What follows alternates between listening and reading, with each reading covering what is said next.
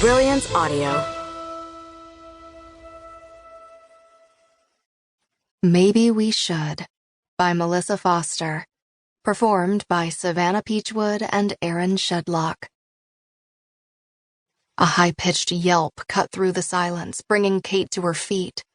She brushed the sand from the backs of her legs, trying to figure out where the noise had come from. Splashing sounds and strangled cries sent chills down her spine. She hurried to the water's edge as more cries rang out and her eyes caught on ripples coming from the right. She ran along the shore, searching the water with her heart in her throat, and spotted an animal's tiny snout poking through the surface. It yelped again and went under the water. Oh no, what was that? A cat? She couldn't let it drown. "I'm coming." She hurried into the water, her feet sinking into the muck at the bottom. When the water hit her waist, she held her arms out to her sides, telling herself she was fine. Fine. The cold, murky water inched up her stomach, and the animal's head bobbed a few yards away, its tiny yelps tearing at her. Her next step met emptiness, and she sank, screaming as she went under and was swallowed by darkness. She fought her way back up toward the surface and gasped for air.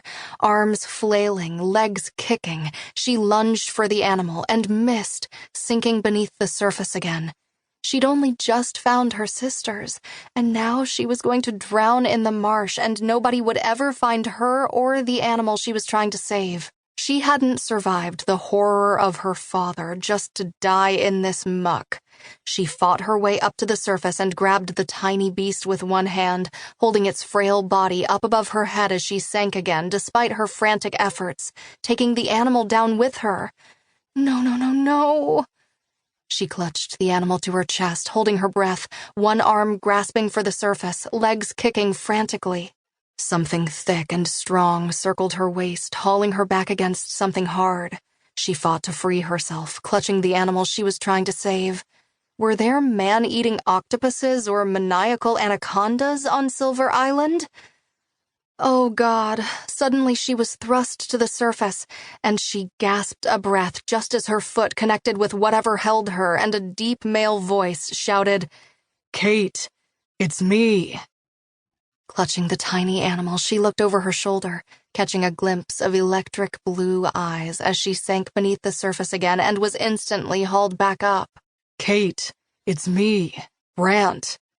"Brant!" She threw an arm around him, gasping and coughing. "I've got you, Cait," he said reassuringly. Brant had thought his heart was going to stop when he'd heard Cait scream and saw her flailing in the water. Thank God he'd been there. He didn't want to think about what could have happened if he hadn't been. He glanced at her in the passenger seat of his truck as they drove to her place and was hit with another wave of relief that she was safe. She possessed a quiet strength that contrasted and even rivaled the caution in her mossy green eyes. And he'd been drawn to the tall, tattooed, raven-haired beauty since the moment he'd seen her across the room at his buddy's restaurant, Rock Bottom Bar and Grill. For the first time in his life, he'd felt a magnetic pull toward a woman, as if they'd met in some other lifetime and were meant to find each other again. He wasn't a spiritual person, and he didn't believe in that kind of thing. But he trusted his gut, and the attraction was so strong he couldn't fight it if he tried. He pulled up to the quaint white bungalow overlooking the water where Abby and Aiden lived and parked in front of the garage, above which was the apartment where Cait stayed when she was in town. He'd known Abby and her older sister Deirdre their whole lives, and even though their mother hadn't always made things easy on them, Ava's death had been felt by everyone in the close-knit community. Discovering that Cait was their half-sister had come as an even bigger shock. Brant couldn't stop thinking about how overwhelming it must have been for Cait, who he'd heard hadn't even known who her biological mother was until after Ava had passed away. She'd been as close-lipped about that as she was about the rest of her life. He'd learned little about her over the last 3 months, but he'd noticed that she never asked for help, and he was sure it pissed her off that she'd needed rescuing in the marsh. He should probably feel a little guilty for using Scrappy to get closer to her, but he'd take any opening he could get to peel back the layers of his gorgeous and mysterious new friend. He climbed out of the truck and went around to help her out, but just as fiercely independent Cait had done at his place, she was already on the pavement with her backpack over her shoulder, closing the passenger door behind her.